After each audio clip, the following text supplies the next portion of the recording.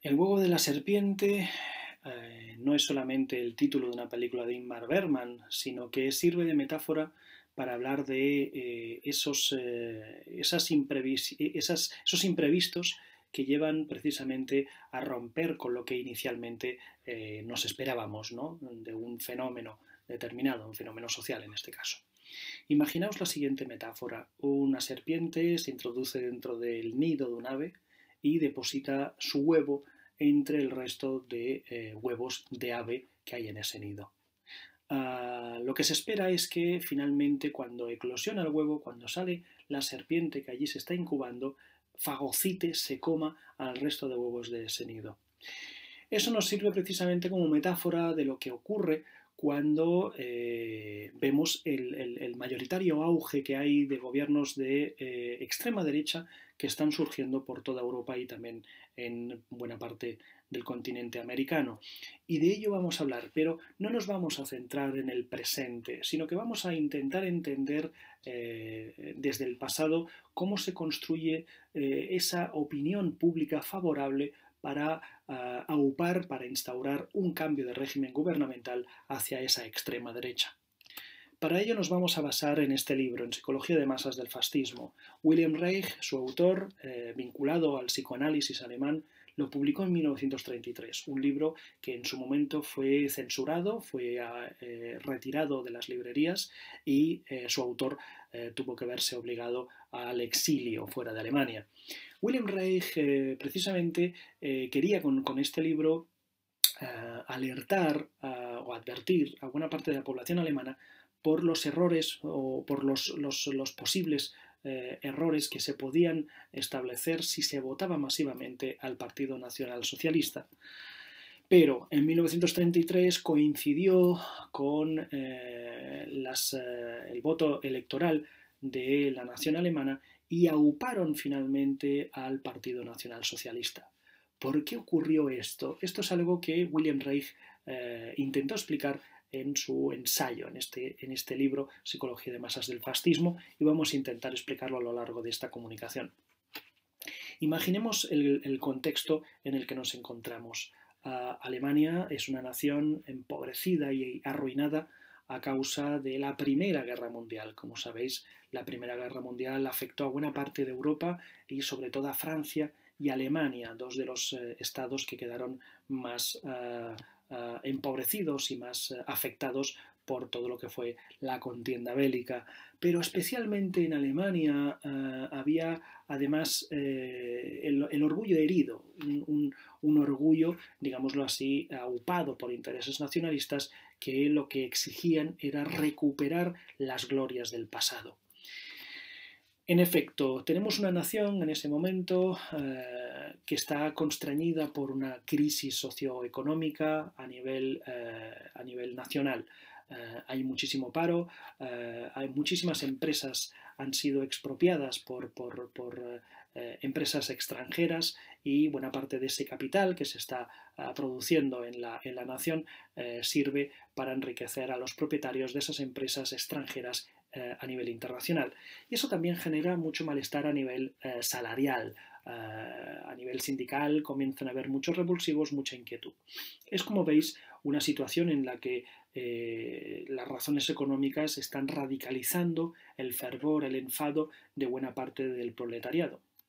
Y cuando aquí hablamos de proletariado no nos referimos solamente a la masa de obreros, como hubiera sido en el caso soviético, nos referimos también a la suma de la masa de obreros, el cuerpo de funcionarios que trabaja para el Estado y también la clase empresarial, ¿no? Burgueses de clase media y de clase alta que serían propietarios de empresas y de negocios que no pueden prosperar a causa de esta competitividad y de este intrusismo del capital internacional que invierte su dinero en el país, pero que las ganancias no se quedan en el país, sino que van al extranjero. Con esta situación os podéis imaginar que tanto obreros como empresarios como el cuerpo de funcionarios van a empezar a ver con buenos ojos lo que promete el Partido Nacional Socialista. Y en efecto, el Partido Nacional Socialista se presentó a sí mismo como una alternativa de giro político respecto a lo que estaba incentivando la República de Weimar, ¿no? Este gobierno que regía las decisiones sociales de la nación después de la Primera Guerra Mundial. La República de Weimar, sin embargo, se vio constreñida por las condiciones socioeconómicas de las que os hablaba hace un momento, y para poder sostener el gasto público de la nación recurrió a la ayuda internacional para poder invertir capital en buena parte de las empresas que hasta entonces habían sido nacionalizadas, ¿no? Que habían estado bajo el dominio del Estado alemán. Frente a esta situación, claro, tanto los trabajadores como los empresarios, como los propios funcionarios, lo que querían era reclamar la recuperación de estas empresas bajo dominio de un Estado más fuerte que pudiera hacerse cargo de la recuperación de ese capital para los intereses de la propia nación, ¿no? En lugar de que ese dinero volviera a salir del país. Esto reivindicaba, claro, ideales conservadores, tradicionalistas, que exigían la vuelta a ese capital en manos de un Estado fuerte, de un Estado que pudiera férreamente controlar toda la producción de la nación. Y ahí empieza, según Wilhelm Reich, que tenéis aquí en pantalla, uno de los principios, de los inicios de ese cambio de pensamiento social respecto al giro político que se contemplaba. Reich es muy claro al respecto. Toda decisión que se toma a nivel político tiene que ver con las condiciones económicas en las cuales se vive. Una persona más preocupada por lo social, pues va a tener mayor compromiso hacia un giro radical respecto a su realidad social. Pero también consideraba Reich que lo que hasta entonces había aportado la sociología marxista no servía para explicar la realidad sociológica de Alemania. Reich creía que los sociólogos de tendencia marxista se preocupaban exclusivamente de las consideraciones más materialistas, más históricas o más económicas de la realidad, pero desatendían los factores psicológicos que eran verdaderamente, y Reich como psicoanalista tendría más razón al subrayar ello, podrían afectar hacia una toma de decisiones en cuanto al voto político se refiere. Reich consideraba que había que atender a esos mecanismos de la construcción de una especie de pensamiento de la psicología nacional, lo que en el caso alemán sería el Volksseele, ¿no? El alma del pueblo alemán. Y Reich sostenía que por lo que respecta a los fundamentos de la ideología nacionalsocialista, se subrayaba esa parte más idealizada del pasado, ¿no? De la recuperación de las antiguas glorias del Imperio Germánico, y se sostenía desde una cierta idea de sacralidad, de mística, que también impregnaba a lo tradicional, ¿no? Lo folclórico o lo que tenía más que ver con lo popular, ¿de acuerdo? Esa parte es algo que va a tener suficiente importancia por lo que respecta a la difusión de los valores nacionalsocialistas a través de los medios de comunicación. Y es ahí donde Wilhelm Reich va a poner su máximo interés, en esa influencia de los medios propagandísticos por parte del Partido Nacional Socialista antes de llegar al poder democrático. Lo que hacían estos medios de propaganda era crear una ilusión social. Cuando digo crear una ilusión social, quiero decir que intentan desvirtuar la realidad material, la realidad objetiva, para, de alguna manera, construir un miedo, una cierta paranoia social desde aspectos más idealizados, ¿no? Más, digámoslo así, que intentan desconfigurar o desfigurar o disfrazar la propia realidad social. Un ejemplo de ello lo veis en las imágenes seleccionadas. Tenéis una niña candorosa, muy feliz, pero asociada con lo que le hace feliz, ¿no? Con ese punto de superioridad y de rompimiento con una realidad gris y económicamente insolvente. Esa niña que está de alguna manera reivindicando que se sufraguen los gastos de la propia propaganda del partido con esa hucha que veis ahí, ¿no? Fijaos qué candor, qué cosa más bonita, pero asociado con una esvástica.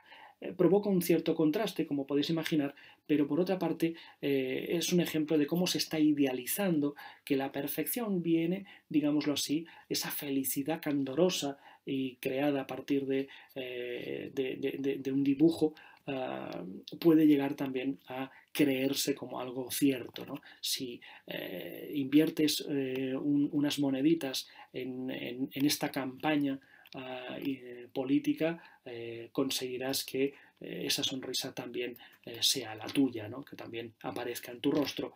Pero en contraste, podéis ver el otro cartel en el que vemos pues, una familia también feliz, esa mamá sosteniendo a ese niño contento, frente a otra imagen socialmente fea, evitable, rechazable, como es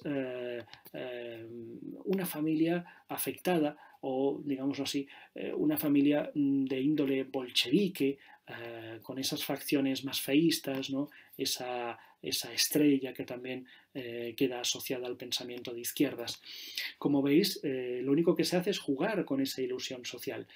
Nada indica de manera objetiva que las familias bolcheviques vivan en unas condiciones infrahumanas como las que vemos en la imagen, pero sin embargo, con el contraste que tenemos a su lado, pues podemos hacer que se invierta el orden de los factores y que se crea que votar al extremo sea lo más beneficioso para la propia sociedad. A ello conviene añadir también las técnicas de manipulación a través de los medios de masas que se van a ver en los tiempos anteriores, justamente anteriores a la votación democrática de 1933. A través de los medios de comunicación se va a difundir de manera mayoritaria los valores del pensamiento nacional socialista y se va a invertir buena parte del dinero de estas campañas en orquestar o patrocinar películas, conciertos musicales, obras de teatro, exposiciones de arte o incluso fiestas populares.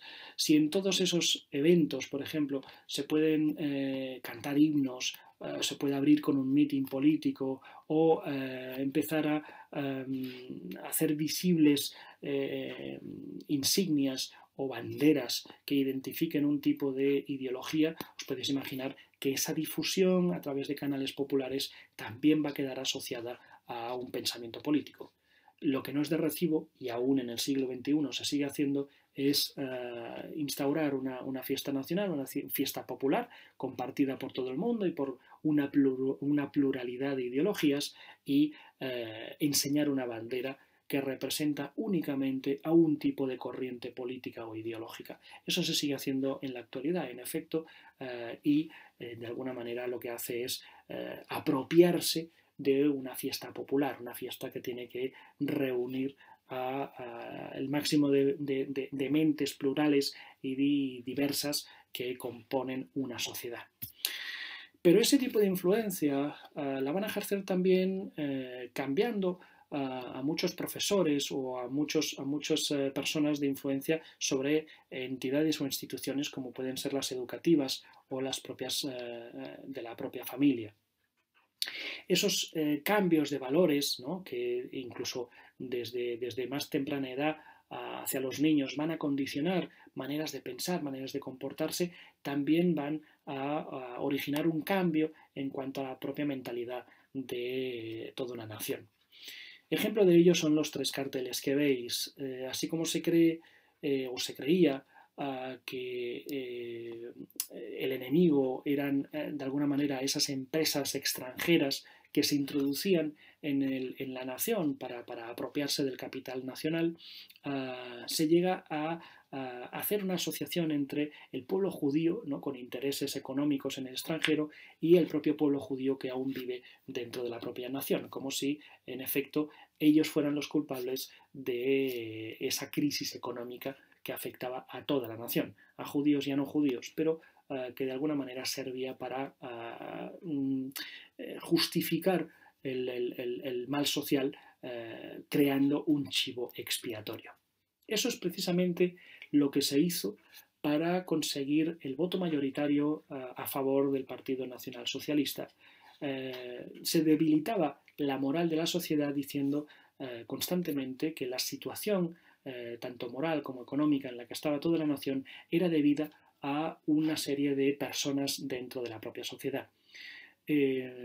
Esta proyección del odio hacia particulares, en lugar de intentar buscar una solución grupal, unitaria de toda la sociedad, ¿no? Que pudieran trabajar todos, colaborar todos activamente para cambiar esa realidad, lo que hacía simplemente era desviar toda la atención y toda la tensión hacia unas minorías dentro de la población para poder justificar la inmediatez de un cambio social. En efecto, si tenemos que ser consecuentes y objetivos con lo que sería un pensamiento crítico, podemos imaginar que ningún cambio social puede ser inmediato, que necesita de un cierto tiempo, de